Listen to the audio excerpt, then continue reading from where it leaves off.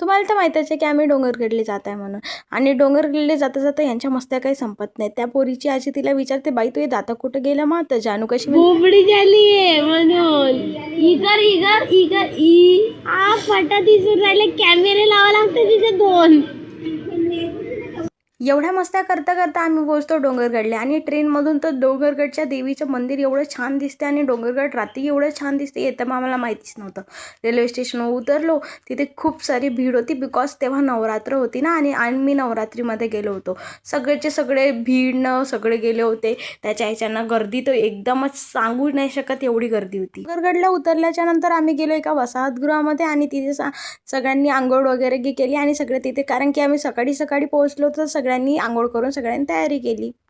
आणि मी कशी दिसते हे कमेंटमध्ये सांगा. आम्ही सकाळी सकाळी 6 वाजता पोहोचलो होतो. आम्हाला असं वाटत होतं रेल्वे स्टेशनवर गर्दी आहे तर मंदिरामध्ये पण गर्दी असेल, पण असं काही होतं नाही म्हणा. सगळ्या रोज खाली होत्या, त्याच्यामुळे आम्ही पटापटा देवीच्या दर्शनाकडे जात होतो. मग एका जागेवर आम्हाला खूप सारी गर्दी दिसली आणि पायऱ्यावर तर अजूनच गर्दी.